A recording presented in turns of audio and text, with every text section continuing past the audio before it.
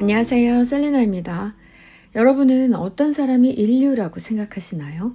우선 인류라는 단어를 들으면 어떤 이미지가 떠오르는지 한번 생각해 봤는데요. 타고난 천재, 엄청난 성공. 어쩌면 많은 분들이 나와는 거리가 먼 이야기라고 생각하실지도 모르겠어요.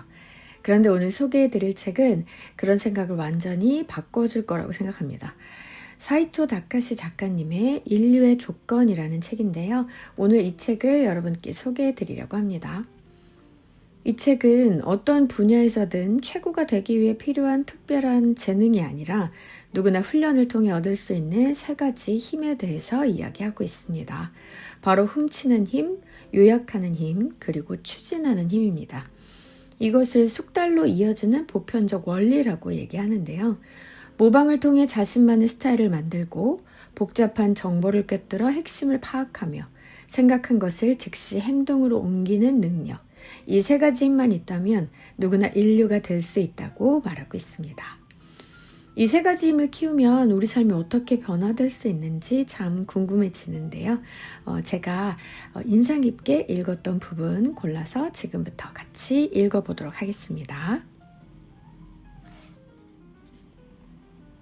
숙달에 이르는 보편적 원리를 기술화하라. 어느 시대든 부모는 아이들이 성장하고 발전하기를 바란다. 사회 구조의 변동폭이 비교적 크지 않았던 시대에는 부모 자신이 터득해온 노하우나 가치관 그대로를 아이들에게 전수하면 아이들이 이 발자취를 따라 안전하게 성장하고 성숙할 수 있었다. 불과 얼마 전까지만 해도 세대 간의 전수가 이루어지며 현 세대와 다음 세대가 거의 비슷한 방식과 수준으로 성장할 수 있었다. 하지만 시대가 급변하면서 자주적으로 재생산이 이루어지던 시대와는 상황이 크게 달라졌다.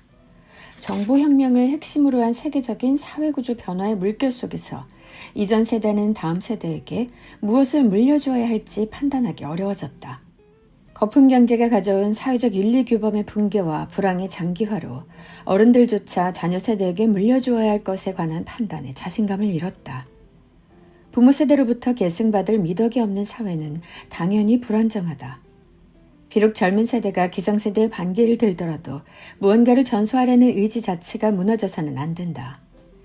우리 사회에서 청소년, 젊은 층이 겪는 고질적인 문제의 대부분은 우리의 아이들에게 무엇을 가르치고 물려주어야 하는가에 관한 기성세대의 확신과 공통인식의 부재에서 기인한다. 그렇다면 이렇게 격변하는 현대사회를 살아가는 우리가 아이들에게 전하고 가르칠 것은 무엇인가?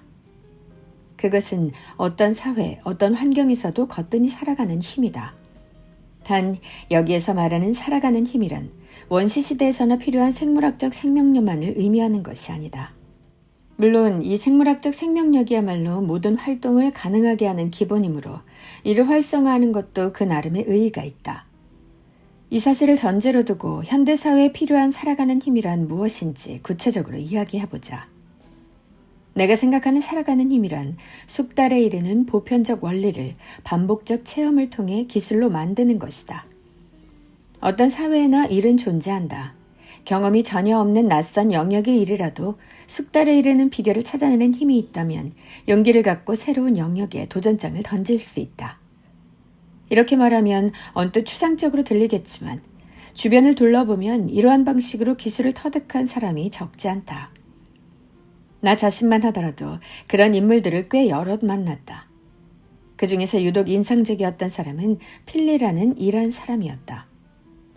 필리와 나는 우리 집 근처의 역에서 처음 만났다. 필리가 친구의 집을 찾기 위해 내게 길을 물은 것이 인연이 되었다. 함께 길을 걸으며 이야기를 나누던 중 필리가 나를 자기 아파트에 초대했고 맛있는 카레를 대접받게 되었다. 필리와 나는 영어와 일본어를 섞어가며 대화했다. 그는 일본에 온 지 불과 3개월 정도밖에 되지 않았고 그전에는 일본어를 접해본 적도 없는 사람임에도 불구하고 나와 일본어로 대화했다. 이는 대단히 놀라운 일이었고 나는 경이감을 느꼈다. 필리는 영어도 배운 지 몇 개월이 되지 않았지만 나와 영어로 의사소통하는 데 전혀 지장이 없었다. 필리는 철저하게 자습 위주로 언어를 학습했다. TV나 라디오에서 들은 말은 곧바로 노트에 옮겨 적어 반복해서 읽고 해왔다. 그뿐 아니라 일본인을 만나면 적극적으로 다가가 실전 회화를 연습했다. 배움에 대한 열정으로 가득한 필리는 모르는 단어가 나오면 곧바로 내게 질문했다. 한 번은 당시 유행하던 브레이크 댄스를 필리가 내게 선보인 적이 있었다. 내가 어디에서 배웠냐고 묻자 그는 약간 의아한 듯 어디서 배운 게 아니야. 잘 추는 사람을 보고 계속해서 따라한 것뿐이야. 라고 대답했다. 필리는 시부야에 있는 레스토랑에서 일해 번 돈으로 아파트를 빌려 지내고 있었는데 일을 잘해 제법 많은 급여를 받고 있었다. 어떻게 그렇게 일을 잘하게 되었는지 묻자 이번에도 역시 그냥 다른 사람들을 잘 관찰하고 그대로 따라한 것뿐이라는 심플한 대답이 돌아왔다. 예를 들어 샐러드 종류는 만들기 쉬워서 한번 보면 저절로 외워진다고 했다. 반복 연습을 통해 만드는 속도가 다른 사람보다 훨씬 빠르고 정확해지다 보니 레스토랑에서도 자연스럽게 인정받은 것이다. 문과와 이과의 대립을 뛰어넘어 세상을 이분법의 논리로 이해하는 관점은 어떤 면에서 보면 참 편리하다. 천지창조나 창세신화 등을 살펴보면 하늘과 땅이 나뉨으로써 세상이 열리고 혼돈의 원초 상태, 즉 카오스에서 질서로 이행하는 과정에 의해 이 세상이 창조된다. 선과 악이라는 이분법의 잣대로 세상을 이해하는 관점은 오랫동안 각 사회를 지배해왔다. 이러한 이분법적 대립 논리를 적절히 활용하면 현실 감각을 키우는 데 도움이 되기도 한다. 그러나 모든 것을 이분법적 사고로 단순화하는 데서 그친다면 모든 사물을 흑백으로 규정하여 오히려 현실과의 괴리를 조장할 위험이 있다. 문과 대 이과라는 식의 구분은 이분법적 관점에 오류에 빠지기 쉬운 가장 대표적인 예이다. 모든 사람을 문과 계열과 이과 계열 두 종류로 나누는 사고방식의 궁극적 목적은 합리적인 역할 분담을 위한 것처럼 보이기 쉽지만 실제로는 숙달을 향한 의욕이 샘솟는 데 방해 요인으로 작용하는 경우가 많다. 문과를 선택한 사람은 본인이 문과 계열에 잘 맞는 사람이라고 스스로 규정하여 선택하는 일보다 이과 과목 성적이 나쁘다는 이유로 소극적인 선택을 하는 경우가 많다. 특히 수학 과목에 자신이 없어 이과는 포기해야 한다는 마음으로 문과를 선택하는 사람이 의외로 많다. 그리고 한번 자신을 문과적 인간이라고 규정해버리면 이과 과목을 잘하고 싶은 의지를 포기한 채 완전히 손을 떼어버린다. 성장의 싹을 잘라버리는 것이다.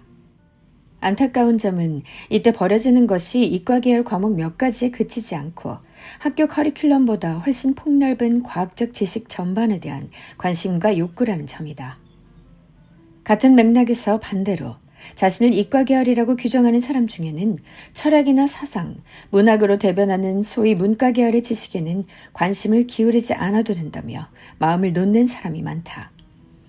서양에서는 물리학이나 수학과 같은 이과 계열 분야의 학위와 철학, 문학 등의 문과 계열 학위를 모두 가진 사람이 적지 않다. 그러나 아시아 일부 국가에서는 여전히 이과 아니면 문과라는 이분법적 사고가 고정관념으로 자리 잡고 있는 듯하다. 그런데 현실에 대입하여 차분히 생각해보면 이러한 이분법의 사고는 전혀 설득력이 없다. 문과 계열에 속하는 경제학과의 경우 이수 과목에 반드시 수학을 포함한다. 반대로 이과 과목으로 알려진 생물학은 오히려 암기력이 요구되는 과목일 뿐 수학적 능력이 크게 필요하지 않다. 국어나 사회 과목에도 논리력이 필요하다는 점을 감안하면 이과와 문과를 나눈 기준으로 논리력의 필요 유무를 드는 주장 역시 설득력이 약하다. 직접적으로 수식을 사용하는지 여부는 차치하고라도 문과 계열의 학문을 한다는 이유로 논리력을 키우려 하지 않는 태도는 매우 어리석다고 할 수 있다. 소설가나 예술가처럼 특수한 창작 활동을 하는 사람은 논리력을 뛰어넘은 직감력이 필요하다. 그러나 직감이라는 것은 이과의 연구 활동에도 필수 불가결한 요소다. 그뿐 아니라 경영하는 등 실제 사회생활에서도 논리력과 직관력을 조화롭게 갖추어야 성공적인 판단을 할 수 있다. 전체를 구조적으로 분석하고 파악하는 능력도 이와 마찬가지다. 세부적인 면에는 강하지만 전체 구조를 파악하는 능력은 부족하다고 해서 문과 적성이라고 규정하는 것은 편협한 사고다. 문과 계열 학문을 공부하는 사람도 구조를 파악하는 능력이 없으면 성장할 수 없다. 논리적 사고나 큰 틀을 구조적으로 파악하는 능력의 유무는 문과 대 이과라는 이분법적 논리를 뒷받침하는 것이 아니라 지적 활동에서 빠질 수 없는 보편적 능력임을 분명히 인지해야 한다. 물론 수식을 사용한 설명이 필요한 경우에는 수학적 지식을 착실하게 축적한 사람만이 해결할 수 있기 때문에 그 부분에서 뒤처져 있는 사람은 자기 능력 밖의 일인 것처럼 보일 수 있다. 또한 수식이라는 수학적 언어가 다른 것으로 대체할 수 없는 합리성을 가진 것은 사실이지만 이를 자유자재로 사용할 수 있는 사람은 많지 않다. 그러나 대부분의 이과적 지식은 우리가 평소에 사용하는 언어와 문자로 대략의 내용을 추측할 수 있는 특징을 가진다. 최근에는 일반인들이 과학적 지식에 쉽고 재미있게 접근할 수 있도록 만들어진 양질의 서적들이 다수 출간되고 있다. 더불어 최첨단 기술을 갖춘 과학자가 일반 독자들이 쉽게 이해할 수 있도록 지식의 정수를 담아 저술한 교양 과학서들도 쉽게 찾아볼 수 있다. 이과적인 소양과 문과적인 소양이 개인의 자질에 따라 천차만별이라는 점은 나의 경험상으로도 충분히 납득이 간다. 그러나 일단 자신을 문과라고 한번 규정하면 과학 지식 전반에 관심을 완전히 끊어버리거나 모든 배움의 기본이 되는 논리적 구조적 사고를 단련하려는 노력조차 하지 않는 태도는 심각한 문제다. 문과적 성향이 있는 사람은 대체로 언어에 강하다는 특징이 있다. 문장 이해력이 뛰어나기 때문에 우리말로 쓴 과학서적을 읽고 이해하는 능력은 오히려 이들이 더 뛰어나다고 할 수 있다. 이미 갖추어진 책을 읽고 이해하는 능력을 통해 과학서의 지식을 수월하게 흡수할 수 있음에도 스스로 성장의 기회를 차단해버리는 사람을 볼 때면 매우 안타깝다. 대학에서 문과 학생들에게 이과 과목을 강의하는 교수들의 이야기를 들어보면 자신을 문과라고 규정하는 순간 그 학생은 이미 지적 호기심이 제한되며 학문을 탐구하려는 열의마저 사라진다고 한다. 2대8 공식.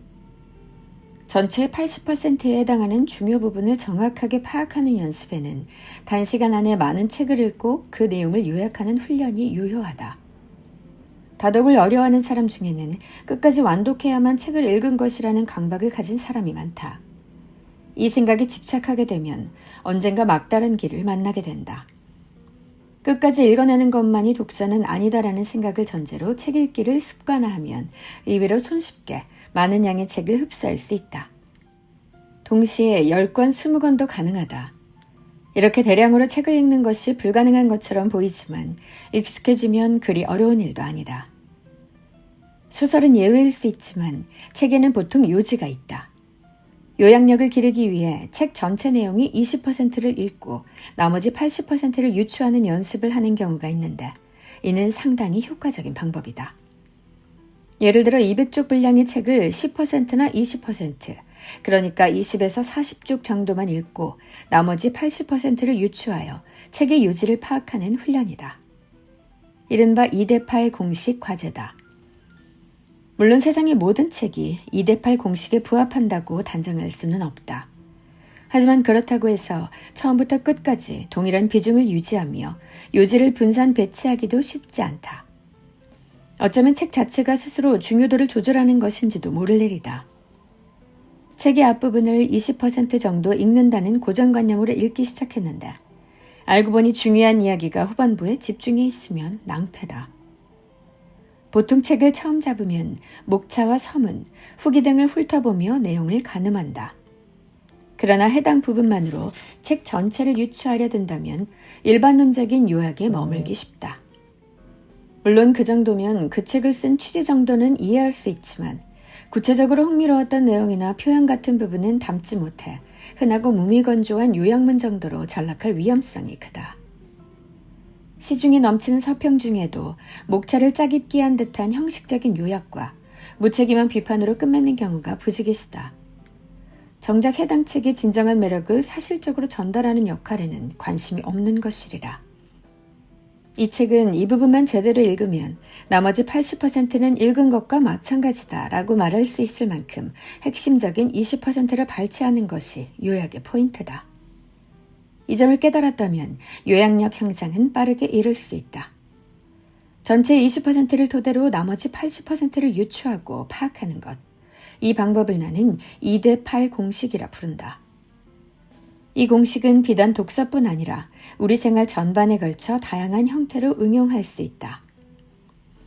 독서를 통해 이다팔 공식을 기술화하기 위해서는 아주 짧은 시간 안에 여러 권의 책을 요약해야 하는 상황을 만드는 것이 가장 좋은 훈련 방법이다.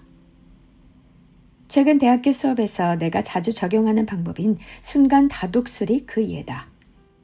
우선 학생 10명 정도를 동그랗게 앉힌 다음 중앙에 가득 쌓아둔 책들 속에서 자신이 가장 관심 가는 분야의 책을 고르게 한다. 그리고 3분 동안 자신이 선택한 책을 훑어본 후 돌아가면서 그 책의 요지를 발표하는 것이다. 생각하기에 따라서는 겨우 3분 안에 책 한 권의 요지를 파악하라는 것이 무리한 주문일 수도 있다. 하지만 막상 강의 시간에 이 과제를 내보면 3분이라는 짧은 시간 안에 책의 요지를 정확하게 집어내는 학생이 있다. 즉, 불가능한 기술은 아니라는 뜻이다. 약간 버겁기는 하지만 막상 해보면 못할 것도 없는 기술이다. 연습 효과도 뚜렷하여 몇 차례 반복해보면 학생들도 나름의 요령을 파악하기 시작한다. 처음에는 초조한 마음만 가득한 채 갈피를 잡지 못하던 학생도 다른 학생의 요령이나 비법을 듣고 연습하다 보면 3분이라는 짧은 시간을 훌륭히 활용하는 기술을 터득한다. 순간 다독술의 요령 몇 가지를 소개하면 먼저 키워드와 질문을 적절하게 설정하는 방법을 들 수 있다. 언뜻 보면 그저 책을 팔랑팔랑 뒤적이는 것처럼 보이지만 그러면서 책의 요지를 정확하게 파악하는 사람이 있다. 이런 사람은 중요한 부분을 찾아서 읽는다기보다 오히려 중요한 내용들이 알아서 그 사람의 눈에 들어온다는 표현이 어울릴 정도로 감각이 발달해 있다. 그렇다고 해서 그것을 신비스러운 능력이라고 거창하게 볼 일은 아니다. 평소 자신의 관심사나 주제 또는 키워드를 명확히 해두면 그 자체가 하나의 거대한 자석이 되어 그와 링크되는 말들이 저절로 달라붙는 이치다. 그 자석은 나무 형태를 띠는 것이 가장 이상적이다. 즉, 나무 기둥이 되어줄 질문이나 키워드를 단단히 설정해두고 그 위에 수많은 정보가 쌓이면 이것이 양분이 되어 감각이 가지를 치고 지식의 잎이 무성해지는 것이다. 자기만의 스타일로 변형. 숙달의 비결이라는 관점에서 보았을 때 앞서 인용한 야마다 히사시 선수의 야마다표 싱커라는 말은 매우 중요한 의미를 함축한다.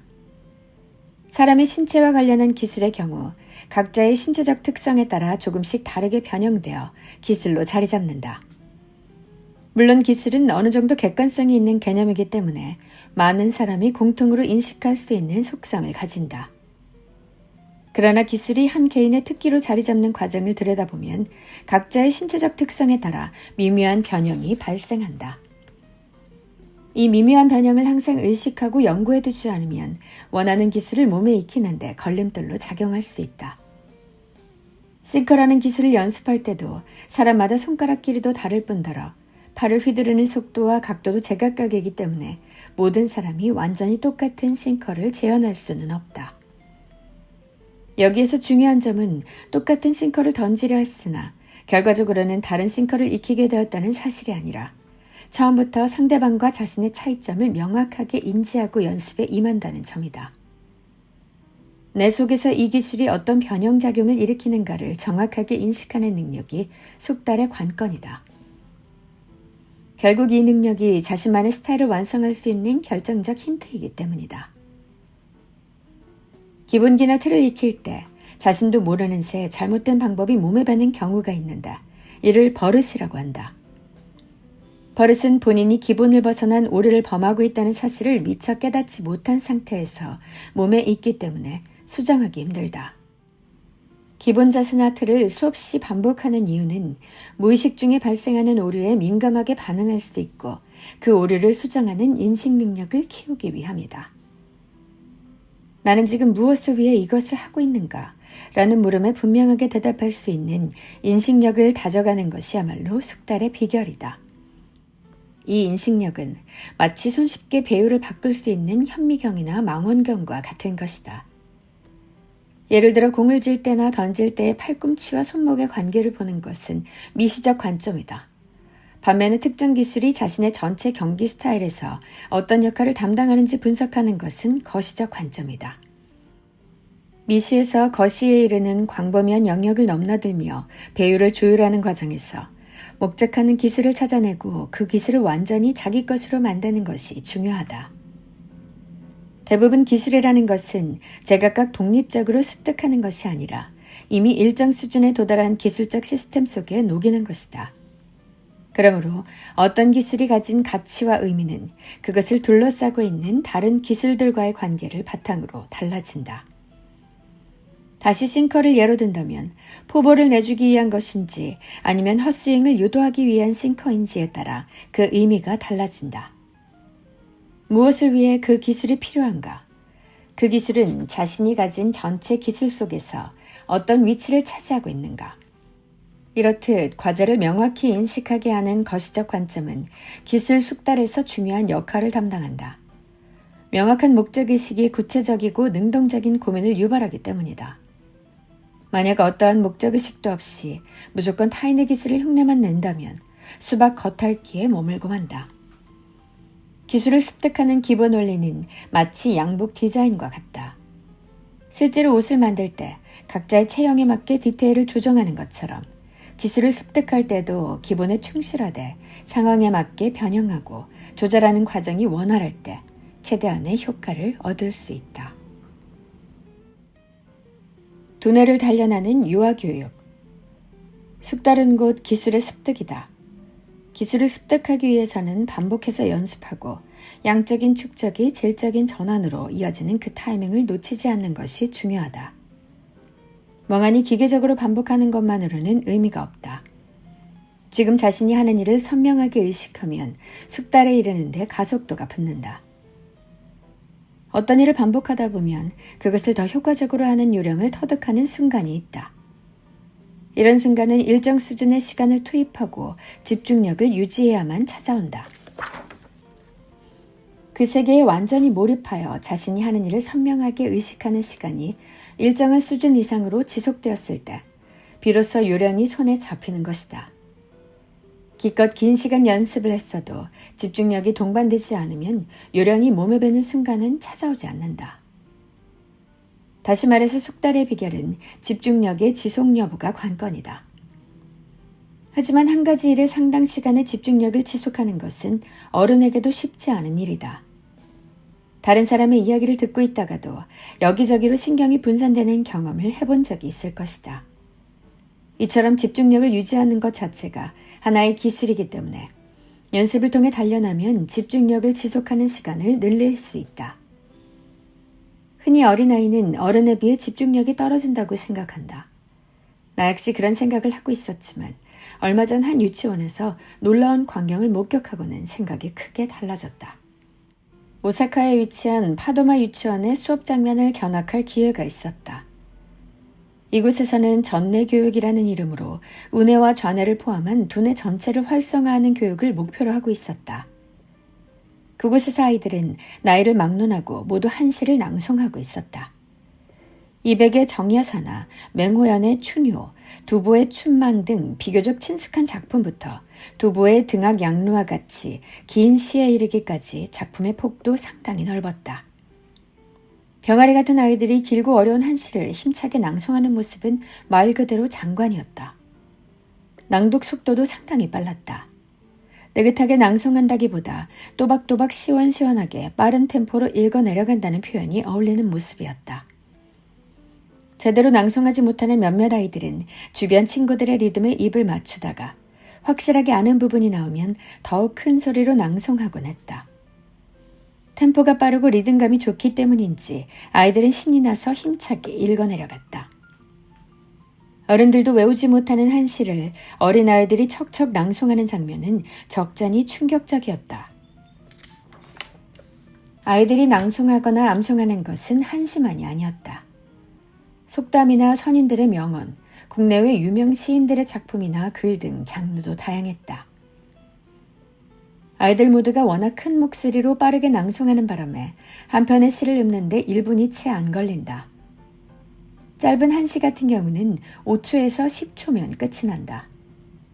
이 과정을 한동안 지속하기 때문에 1분 동안 꽤 여러 편의 한시를 낭송하게 된다. 5분에서 10분 동안 한시와 장시를 쉬지 않고 낭송하는 것이다. 이것은 경이로울 만큼의 뛰어난 시간 감각이다. 그 교실에서는 1분, 아니 10초라는 시간만으로도 두뇌가 발달하기에 충분한 시간임을 알 수 있었다.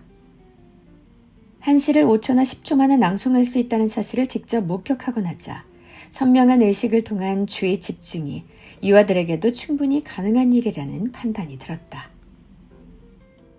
감동은 의미의 충만함에서 온다. 감동은 숙달을 가능하게 하는 근원적인 힘이다. 감동과 동경하는 마음에서 출발하면 자신에게 다소 벅차고 힘든 일도 견딜 수 있다. 반대로 감동이나 동경하는 마음이 없으면 숙달의 보편적 원리를 추구하려는 의욕 자체가 일어나지 않는다. 그러나 이 감동이라는 말은 너무 막연해서 뭐 하나 분명한 구석이 없는 말이기도 하다. 예를 들어 흔히 감동하면 말을 잃는다고 한다. 이 말만 들으면 감동했을 때는 머리 회전이 멈추고 텅 빈 상태가 되는 것처럼 이해할 수도 있다. 그러나 감동한 그 순간은 멍해지는 것이 아니라 오히려 의식의 회전이 매우 빨라지는 것이 아닐까. 감동에도 여러 종류가 있다. 눈앞에 펼쳐진 대자연 앞에서 경이로움과 평안을 느끼는 상태라면 아무래도 의식이 고속 회전하는 상태라고 말하기는 어려울 수 있다. 하지만 심적으로도 지적으로도 온몸이 떨리고 전율하는 듯한 충격적인 감동도 있다. 이런 종류의 감동은 뇌 전체에 뻗어있는 시냅스를 강한 전류가 마구 자극하며 흘러다니는 듯한 느낌을 받게 된다. 이렇게 강한 임팩트의 감동 체험을 말로 표현할 수 없다면 자신의 언어화 능력이 현실적 의미의 크기에 적절히 반응하지 못하고 있다는 뜻일 것이다. 찰나의 순간에 응축된 의미가 너무나도 풍부한 나머지 당장에는 올바른 표현이 불가능할지도 모른다. 이렇게 뇌가 일종의 포화 상태를 보이는 감동도 있다. 예를 들어 앞서 소개한 조각가 무나카타 시코가 고우의 그림을 처음 마주했을 때 느꼈던 감동이란 가히 충격적인 것이었다. 이 경우 그가 느낀 감동이라는 것은 너무 어마어마해서 그 자리에서 미처 다 표현할 수 없었기에 그 의미를 분명히 하는데 일생을 바치게 된 성질의 것이었다. 자신이 해야 할 일을 결정하고 추구하는 과정에서 그 시절의 감동이 가졌던 진정한 의미가 서서히 뚜렷해지는 속성의 감동 체험이다. 지적으로 분석하려는 태도로 접근하면 감동은 멀리 달아나 버린다. 하지만 뇌가 지적인 활동을 하는 것 자체가 감동을 방해하지는 않는다. 오히려 거기에 감성적인 흥분이 연계되면 감동이 더욱 깊어진다. 즉 뇌의 일부가 아니라 우뇌와 좌뇌, 그리고 고피질과 뇌간에 이르기까지 뇌 전체가 흥분한다는 뜻이다. 집중적인 감동이야말로 전뇌적인 체험이라 할 수 있다. 스타일은 존재감을 낳는다. 인류라고 평가받는 수준의 사람이라면 누구나 숙달의 경지에 이르는 요령을 터득하고 있다.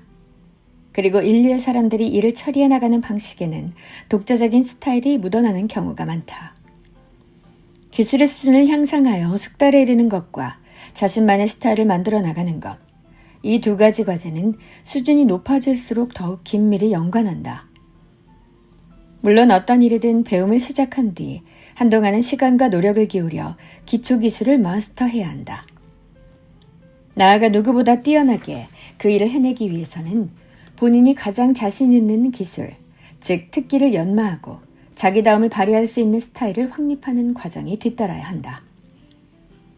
작가인 무라카미 하루키는 소설가로서 숙달되어가는 과정과 자신만의 스타일을 만들어가는 일이 매우 밀접하게 연관된 과제임을 분명하게 의식하고 있다.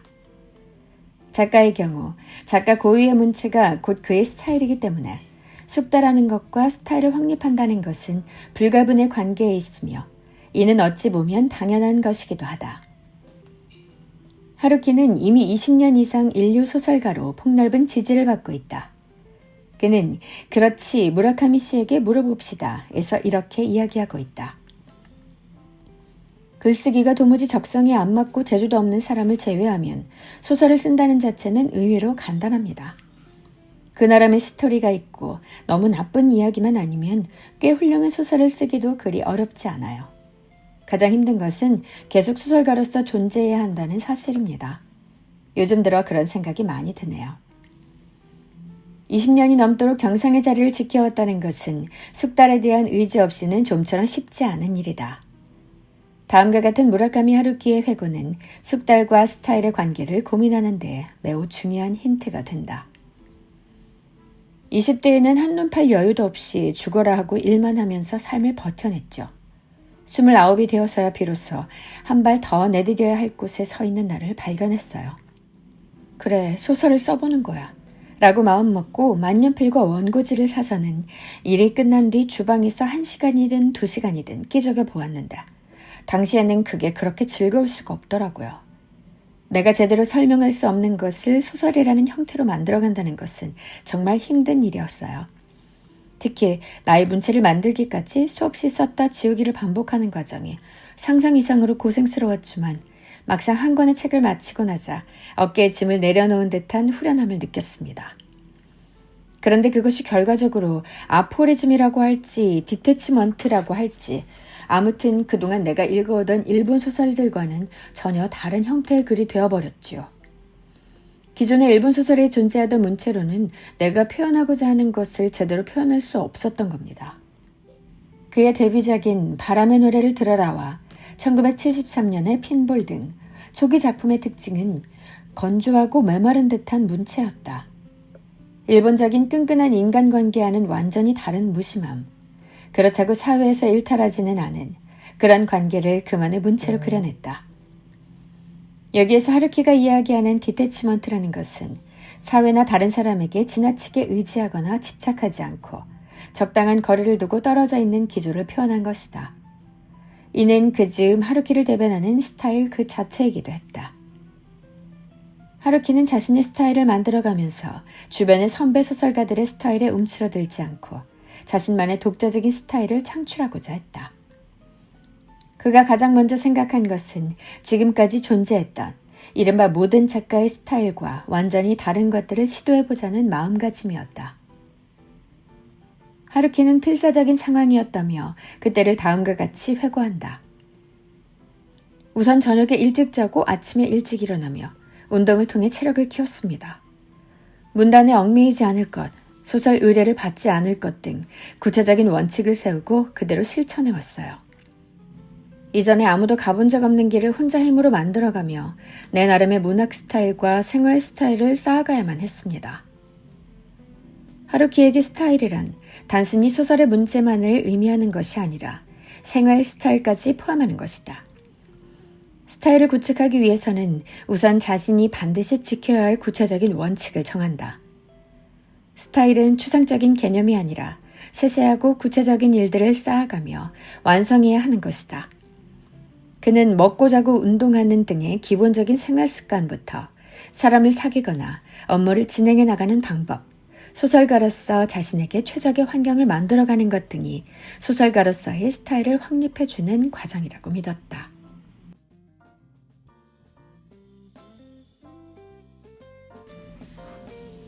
네, 여기까지 인류의 조건 읽어봤습니다. 어떠셨어요? 작지만 확실한 변화가 쌓여서 결국 우리를 더 나은 미래로, 나로 만들어준다는 것을 다시 한번 느꼈던 것 같습니다.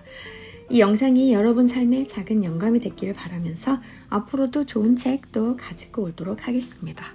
함께 해주셔서 고맙습니다. 다음에 또 뵐게요. 안녕.